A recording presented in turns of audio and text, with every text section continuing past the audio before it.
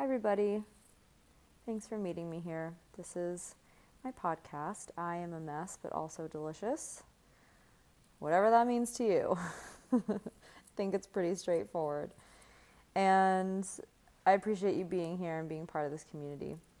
I think it's important to all meet each other here and see what we're all doing and support each other, get ideas, get inspired, also get ideas of what might not work for us, and so on. And just to hang out with like-minded individuals. It's nice. So today I was going to talk about wellness on the run, or being healthy on the go, or whatever all of that means to you.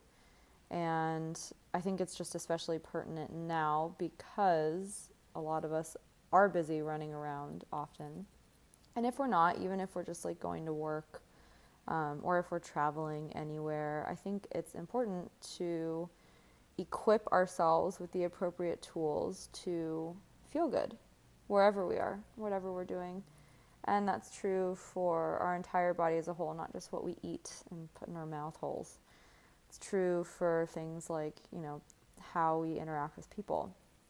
It's like one of my yoga teachers used to say that it's like having a tool belt, and you just add to your tools so that when you arrive in a circumstance, you have that tool to use and support you. So in my pantry tool belts this past year, I've had a variety of things that have helped me stay well, or at least what feels healthy to me, especially in this big transition of moving a lot. And I've had like this little traveling bag that I've taken with me of spices and nuts and seeds. It's like a little witch doctor's bag of crazy, delicious, wonderful things. When I felt like my life was a big old mess, that provided me with a lot of light and nourishment. So I've gotten a lot of questions about this over the past couple of years, especially because I do love to travel, and I currently live in Brooklyn, and my family's in California. So I have spent the past 8.5 almost. Wow, that's a long time. How have I made it through these winters? Damn. 8.5 years going back and forth. And those are like, 5 to 6 hour plane rides, depending on which direction you're going, and cab and train rides, car rides. And I'm a hungry person. I don't know about you. I'm not like that type of person that can just hang out and be like, oh, I'm hungry, but I can wait an hour. Like, no, I have to eat. I do like to eat every 3 hours, ish, like 3 to 4 to 5 hours. I don't think it's necessary to snack all the time if you're eating big enough meals, but it's different for everybody. And again, you got to find what works for you. So if you are a person like me that knows that you get profusely hungry in a way that makes you feel lightheaded, a little bit of low blood sugar, like I get lightheaded, I get a little dizzy, I get angry, super hangry, that is a real thing.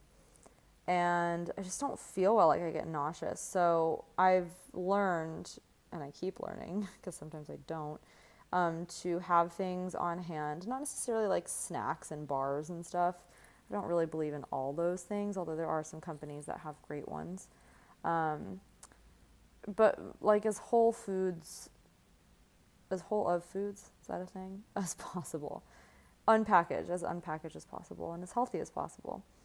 And again, that's going to look different for everybody. Growing up, I was really lucky that my parents made us lunch more often than not. And again, more often than not, it was as healthy as possible, or as well-rounded as possible. And that's just always stuck with me. Like in college, I would be like the nerd that brought a sandwich with me to class, make them at home, or make a salad at home. And granted, in college, I was still learning a lot, so like my sandwich was healthy at the time, what I thought was healthy at the time, like whole wheat bread with like light mayo, healthy choice sliced turkey. Oh God, I did that. And if you're doing that, I'm not judging you, please. Those were things that, looking back, I did not actually feel that good. I had a lot of stomach aches, and I was super irregular. I was tired a lot. I didn't sleep well. I still sleep off and on. But anyways, like, looking back, I'm realizing that my choices maybe were not optimal. And I just continue to learn. And I think that what we have to recognize is that this is all an ongoing experiment, especially if we are traveling and we're eating out at different places, or we don't have the things that we're used to around us. We maybe don't have a kitchen. So I'm just going to explore a little bit what all this has meant to me in the past couple years and how I've been working around it, what I've learned and what I'm still learning. So I'll basically start with snacking. Not a huge proponent of snacking after I learned a little bit more about Ayurveda. I prefer to have just 3 decent-sized meals a day, the biggest one being in the afternoon or the morning, whatever works well for you. But again, this is going to be different for everybody. I'm just sharing what I do. Blessings on your journey. Please do what's good for you. But if this inspires you, then great. So if I do really need a snack, especially if I am in between teaching classes, like there's one night where I teach a little bit later and I don't get home till late. And so I need something to satiate me in between, because otherwise it's no-go. I will not be alert. So I'll try first to maybe have water, first and foremost, always water, and tea. And that's something that you can bring with you. So also from a sustainability perspective, I always have a water bottle with me that can be used also as tea, because it's one of the insulated ones. And sometimes I'll get really adventurous and bring a water bottle and a to-go mug so that I have both, so that I have water always, but obviously those can be interchangeable. And you can bring tea bags if you can find ones that don't have like the staples in them. I know some of them do, but often they'll be biodegradable in that case.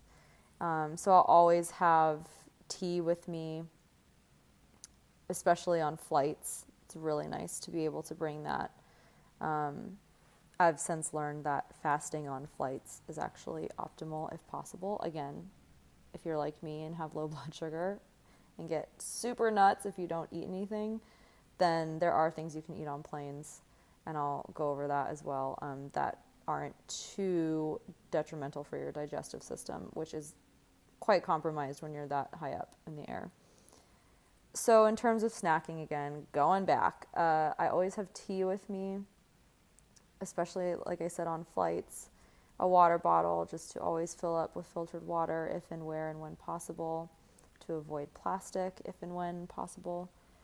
I will often have nuts and seeds with me. In Ayurveda, they recommend soaking nuts and seeds, and I know that's not always doable, so you could even like dry toast them, like a little seedy granola.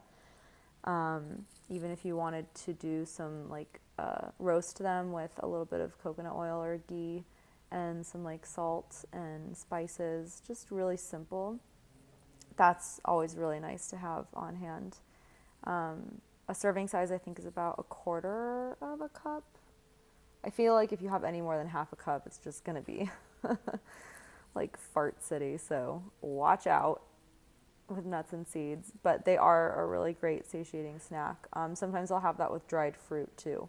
Like a little granola mix, but just really like nuts and seeds and some dried fruit. They also recommend in Ayurveda soaking dried fruit because it's a little easier to digest. So sometimes what I've done in the past is like soaked some dried fruit and some nuts and seeds, and with some spices I'll blitz it in a food processor or blender.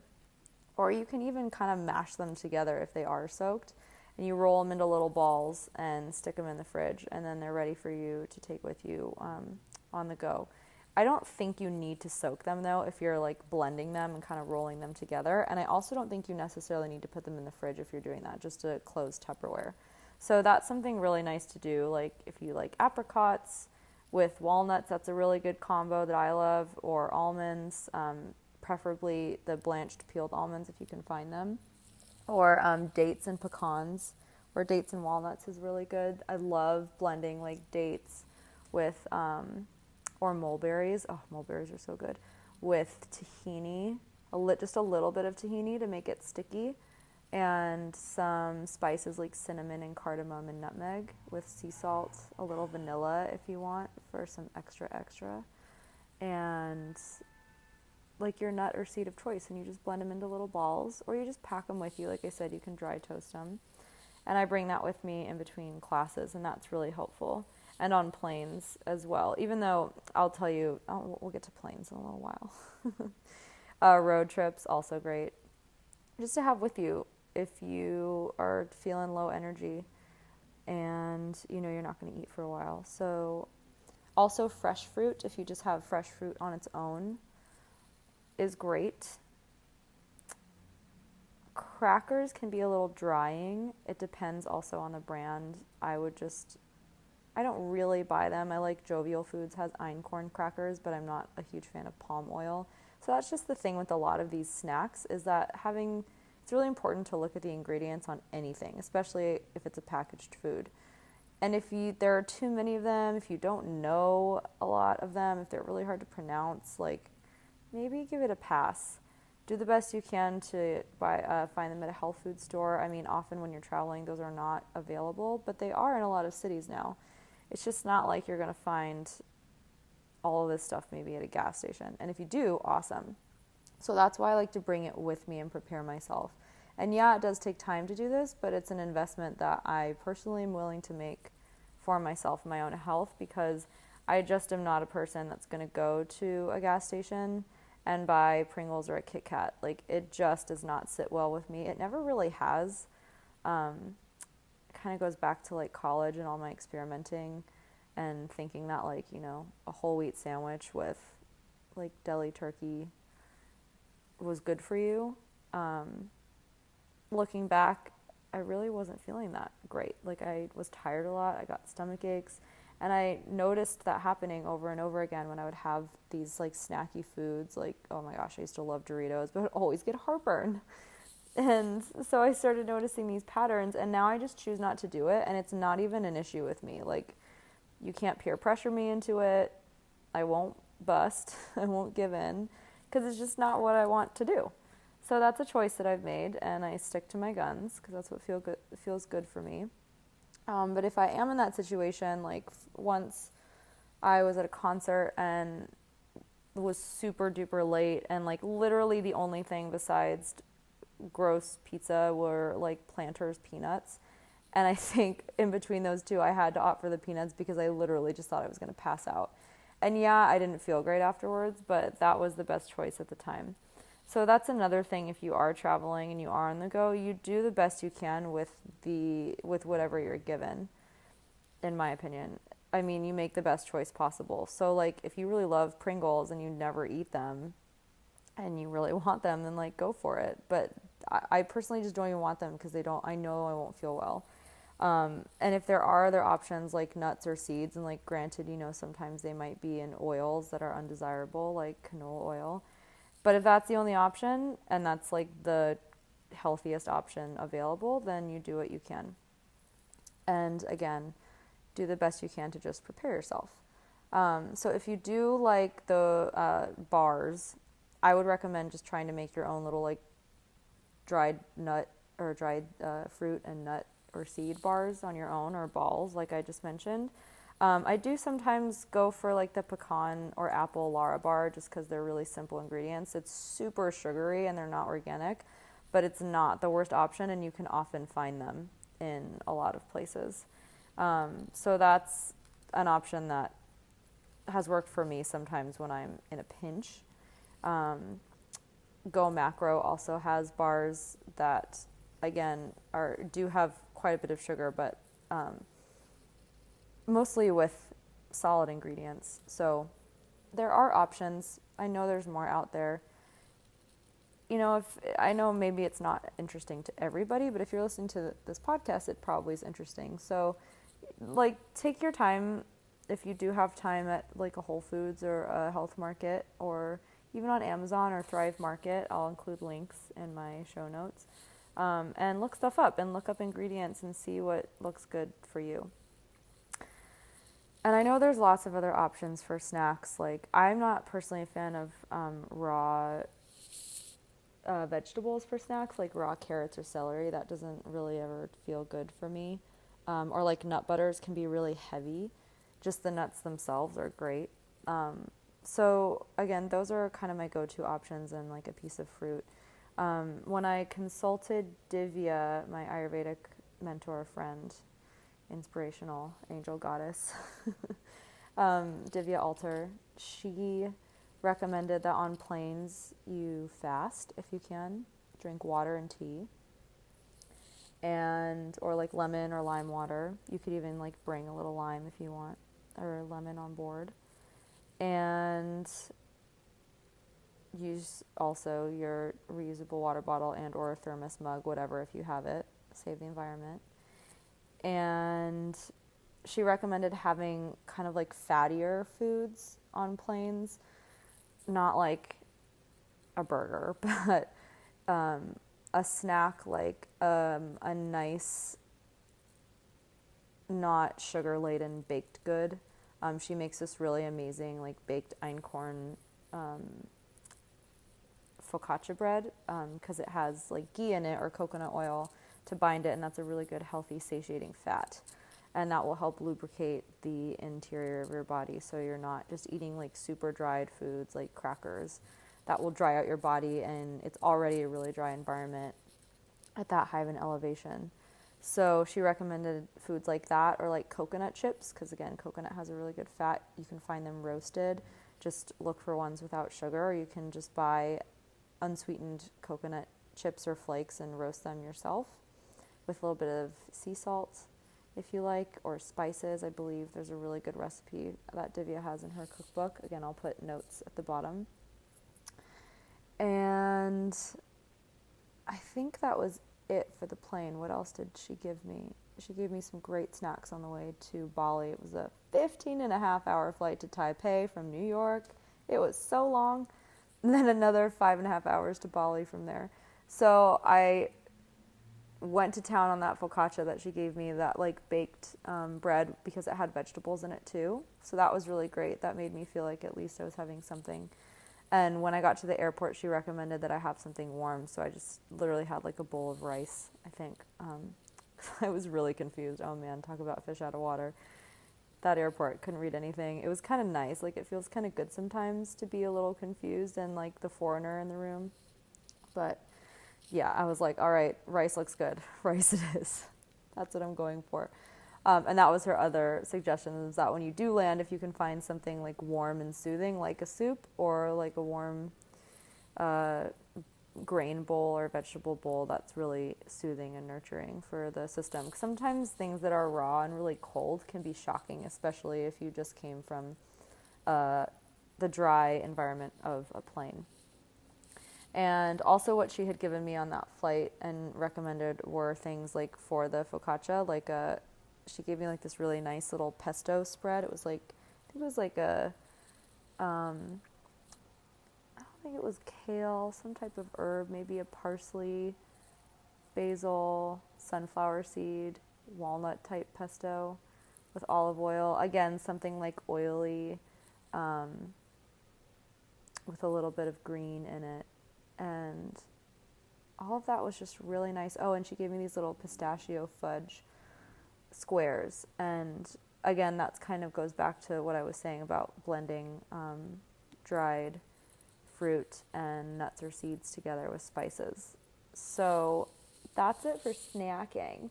And then this past year, and really like everywhere I travel, it's just important for me to bring things with me that help make me feel good, or that I know will make me feel good, and that will make me feel like home. It's really important, especially if you are a nomad like I currently am, to have something to ground you, and that's always been something to ground me. So literally this past year that I've been moving almost every month, I've had like a crazy witch food bag with Ayurvedic spices. There's a really great spice mix that Divya sells at her restaurant in East Village called Divya's Kitchen. And it's also on, oh man, the heater just came on right next to me. You might hear a noise. So this spice mix is on chandika.com, and I'll put that in the notes as well. It's, I believe it's called Mom's Masala. Or you know what, it might not be on that website anymore. You might have to call them. But anyways, it's a mix of spices, and there's a few masala mixes in her cookbook as well that you can make at home pretty easily. You basically just toast them, like dry toast the spices separately, and then once they cool, you add them all together and put them in a coffee grinder or a spice grinder or like a NutriBullet or a food processor. And then you have your little spice mix. And if you pre-toast them, then they're ready to use, because spices are often just dried raw. And I've learned from Divya that for optimal digestion, you cook spices in oils, so in a fat, in ghee or in coconut oil or avocado oil or sesame oil on the stove, and then you add all the vegetables and it cooks together that way. And so the vegetables then absorb the fat, they absorb the spices, and the nutritional benefits are amplified, opposed to just adding raw spices at the end of a meal. So I have my little pre-toasted spice mix. I've made it before on my own, and I've also just purchased it when I was in a bind and I didn't have the means to make it on my own. I took it with me to France.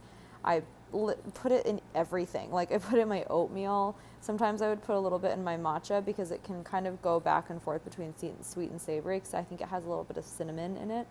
So that was really nice and versatile. So, I mean, maybe your spice mix is just a few fennel seeds toasted. You can toast a little bit of turmeric, some cumin seeds or dried cumin, and a little bit of black pepper. What else was in it? A little bit of coriander seeds, and you can blend that all together if you toast them all separately once they're cooled. And then you have this nice little spice mix to bring with you when you travel. Sometimes I would also bring with me fennel seeds. I would toast half of them, and then half of them would be raw, and I would let them cool and then bring them together. And Divya recommended doing that either 30 minutes before or after a meal, especially if you're eating somewhere that you might not normally eat. So that was something I often had with me. Again, tea or any like powdered beverage. I don't really do protein powders anymore after her recommendation. Vega does have a good one if you are, again, in a bind and you need something. I did bring that with me on the plane and had it on the way back from Bali, because I was starving, and plain food for me is just a no-no for several reasons. I won't get into that now, but I prefer not to eat it. Just don't know where it comes from, don't know the ingredients. Sometimes JetBlue has like salads and things on there, but again, as of now, I take my own things. So that's an option if necessary, that Vega protein powder. Divya also has these other protein powders from Chandika at her store that are like an Ayurvedic blend, and it's basically just dried split lentils, because pea protein can be really heavy and challenging to digest. A lot of just the powders are processed and you don't know. I know Sun Warrior is pretty good too. Again, you just want to look at the ingredients and make sure there's not like a ton of sugar in it. Whey can be really hard to digest, the byproduct of milk. So whey protein is not something that I choose. And again, I just don't really do protein powders at all. But again, if you are in a pinch and if you're traveling far places, that the little Vega packets can be really nice to bring with you and shake up in your thermos with filtered water. And then it's at least something to keep you going. Please, again, PSA, remember, drink water. Thanks. Also, what else is with me in my little witch doctor bag? Probiotics, always really helpful. I really love this brand called Probiotics. I'll put that in the show notes. It is made from all plants, so it's all vegan. And it's this, this type of plant that for some reason the encasing, like the pill encasing, the capsule is really easily digestible. They have more information about it online, but it's a great company, so I'll include that, and that's worked really well for me personally. So you just choose again what's best for you and have something on hand like a probiotic, especially if you do have challenges with your digestion, and especially if you're going to a foreign country, it can really help just keep your gut intact and functioning. I'm drinking tea right now. It's organic India Tulsi peppermint tea, and I always bring this with me when I travel. I find it wonderful. I also have with me now, because I'm going to different places with kitchens and I can cook, I bring dried grains like basmati rice, white basmati rice. I'm a sucker for white basmati rice. I love it so much. I often will have farro as well, or quinoa, and dried fruit. I always, again, have dried fruit with me, whether I'm snacking or I'm just going from apartment to apartment, or when I travel, like when I go places, I'll go to the first natural foods market I see and pick up some dried fruit and nuts, especially because it is nice to eat locally, provided it's clean and not off the street. Sometimes off the street isn't so bad. It's just in places like Bali, we were told to eat things that you can peel or that haven't been washed in the local water, because that can be really detrimental to your system. So you just pick up these things as you go. You ask questions. I asked a lot of questions before Bali, and people were also willing just to tell me, give me great advice. And if, again, you're just going from to places where you can cook, I think dried products are great, like the spices and the grains and the dried fruit, nuts and seeds. I love chocolate, and I have to limit it a lot because it makes me cuckoo bananas if I have too much of it. And I also am particular about sugar and other ingredients, obviously. So when I do travel, I do like to find local companies, local chocolates, and the local health food stores. And again, I take my time there and look for things that have minimal ingredients, minimal sugar, especially if it is sugar. It's something like coconut or maple or Yukon even is a new sweetener, monk fruit. So stuff like that. So it's, even though it's a packaged food, it's not like a Kit Kat bar. I used to love them. No shame if you like them. Just doesn't make me feel good. And if you are doing the best you can to be healthy the majority of the time, or not be healthy, but make healthy choices the majority of the time, then maybe the other stuff won't even be of interest to you anymore, or you won't want it as much. Again, you have to do what's right for you. So what else did I want to mention? Other things I've brought with me and still have with me is my little crystals and Palo Santo. Palo Santo is, from my knowledge, known to be like a settling or sealing smoke. It's a ancient Amazonian wood, and there's little sticks of it, and when you light it, it produces this really beautiful white smoke. And also I have my little sage, and that's very cleansing, literally just like sage leaves. And when you light that, it also produces a really lovely smelling smoke. And you can glide it throughout the rooms that you're in. It's really nice just to feel like grounded and do something like sacred, and make the place feel like home that you're in. Clear any bad juju, negative energy out, and invite positive energy in for your stay. So I've been doing that, and I take my little crystals and put them by my bedside. Any crystals that feel good for you. I always have rose quartz with me for love, self-love.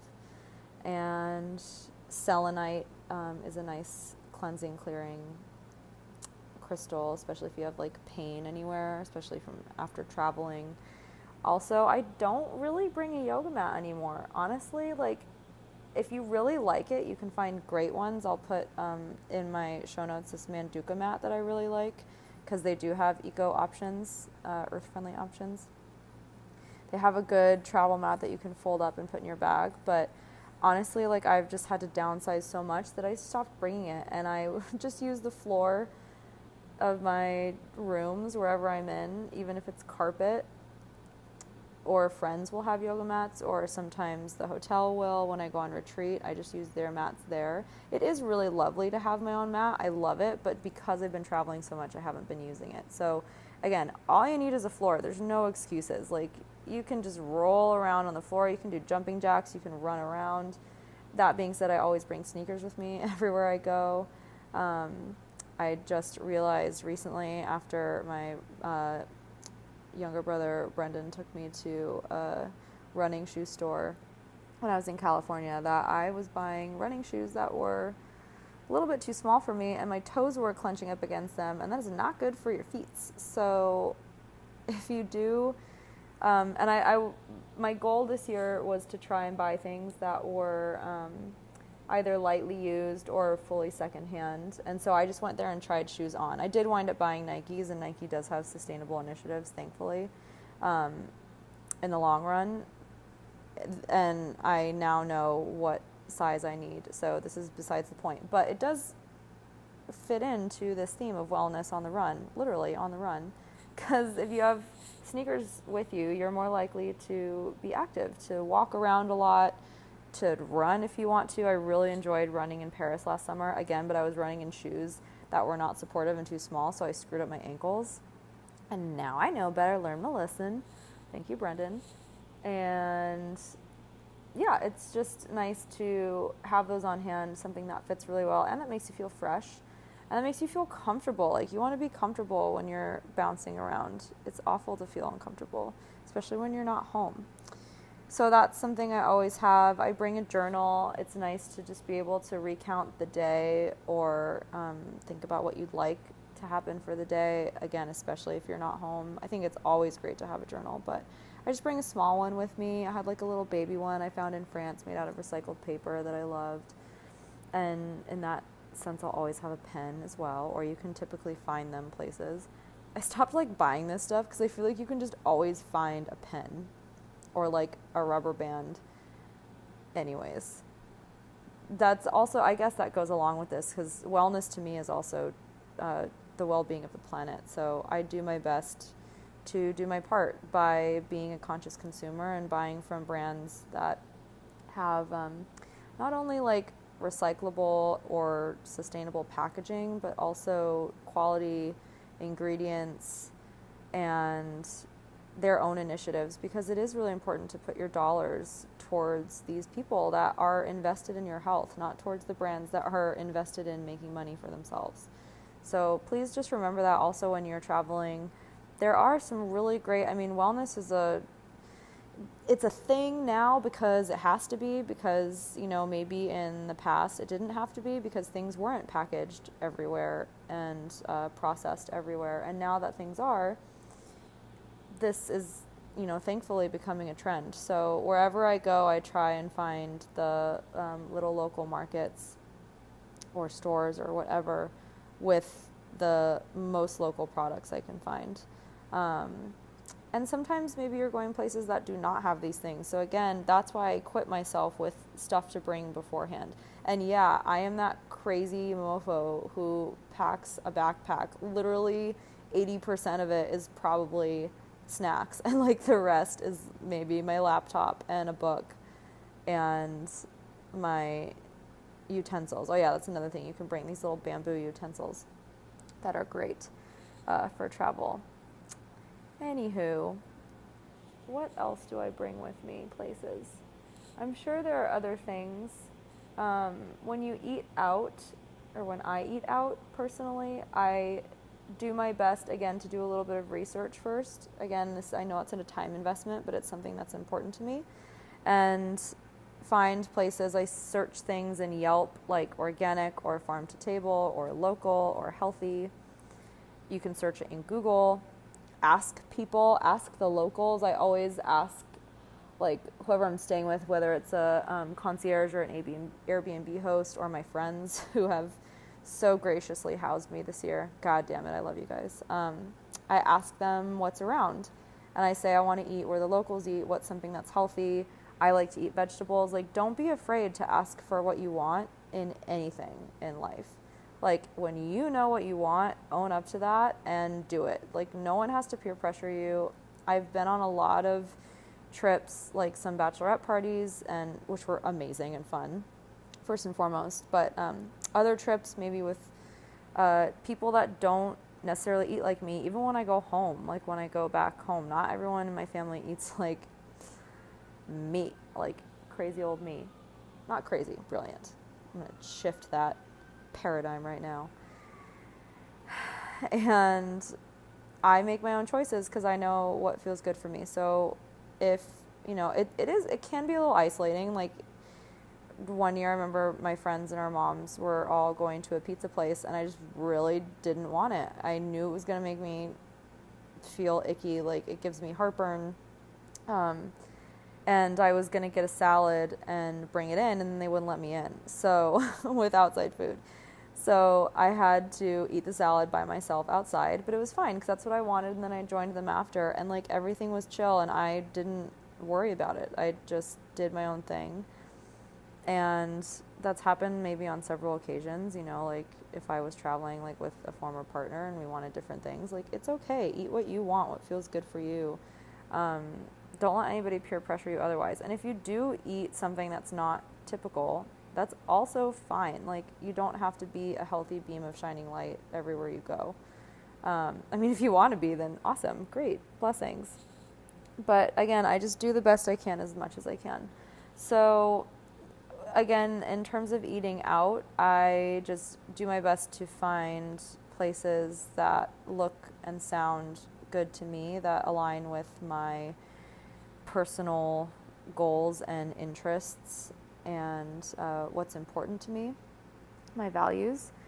And I'll order things that also I know will make me feel good. So I try to avoid doing things like, you know, nightshades, like peppers, potatoes, tomatoes, and eggplants. Nightshade vegetables often also give me heartburn, occasionally, depending on where it is and what it's cooked with. So I'll often avoid those. If it is a place that's not like a quote-unquote healthy place or wherever you're eating, again, you just stick with mostly vegetables. Like, always try and have vegetables. If you are indulging and want to go to town on something else, then by all means do it. But again, in moderation is key, I think, with those types of things. And in abundance are things like vegetables and whole grains and fruits and unpackaged things and healthy fats. Avocado is great to bring on a plane too, a ripe avocado. A good fatty, satiating food. And sometimes I'll bring the spice mix, that Divya's spice mix that I was talking about, with me into restaurants when I travel. And, you know, when no one's looking, just kind of like sneak it, sprinkle it on my shit. So with eating out, my, I guess, unsolicited advice would just be to, you know, make your plate colorful. Include greens, vegetables. You can always ask for a side of greens. If it's not on the menu, don't be afraid to ask. If you want something modified, I know some of my chef friends just want to like smack me straight out of New York City right now. But don't be afraid to ask to modify, because sometimes they can, especially if you have an allergy. You know what's best for you. Again, also, like, respect the restaurant. Like, maybe it is a place where they're not going to do that, especially if you're paying a pretty penny for really high quality, wonderful food. I mean, obviously let them know of allergies, but you know, if it's like a pretty just standard, moderately priced restaurant, I don't think that there's harm in asking, because if they say no, they say no, and you say, okay, fine, then I'll have this, and you just go for it. But if they can modify, if it's something simple, I just try to be as kind as possible and ask, because I know that they would go the extra mile to do that, and I would appreciate that. So don't be afraid, again, to just be you, do you. Maybe that's the other flip side of this pod today, is don't be afraid to ask for what you want and own it and enjoy it. Be you. So I'm going to leave it at that for now. And yeah, like when you go places that have kitchens, again, you shop like you would at home, or you shop locally, and just make sure you're washing with, or that they have clean water available somewhere. And, cook simple things. Sometimes when I'm traveling, I'll try and just alternate it, so I'm not just eating out all the time. If there's a little kitchen, or if there's a fridge, I'll do overnight oats. Often I'll bring oats with me when I travel, even on planes. And simple meals, like once in Portugal, I just went to the farmer's market and brought home a small hunk of lettuce and some local vegetables, and just chopped it up and bought some olive oil there, some sea salt, and called it a day. And that was my lunch, and it was so refreshing to have something that I had made. So get creative, and the options are limitless. Remember that. It just starts with one little thing. So if you can take one little nugget of advice from this, please do, and incorporate it into your life in a way that feels really authentic and really good for you, or like modify it, or just let it inspire something in you to remember that you can stay healthy and feel fresh and good and whole wherever you are, whether that's eating well or sitting on whatever floor or couch or pillow you have and meditating for 5 minutes. Even on the plane, there's great apps for that. Getting good rest, bringing essential oils with you if you need to, if that helps you. I always bring lavender with me on the plane, or peppermint, because peppermint helps with headaches. There's oils that helps with stomach aches. There's citrus oil that's great for like mood boosting if you need to be awake for a meeting and you're traveling for work, especially if you're traveling for work. Bring good, healthy food options. You can even bring a little NutriBullet with you if you're super gung-ho, if you're in your checked bag, and take that with you for your hotel room to blend things like fruit smoothies. Anyways, I'll let that be that for now. I could go on and on. I love talking about this stuff. I hope you enjoyed listening. Thanks for sticking it out for this long, and please let me know of any questions. I love to hear from you and build this community, and keep going, guys. Life can be messy, but it can also be a beautiful delight, especially if you take care of yourself in any way that feels good for you. So, till next time, thanks. See you later.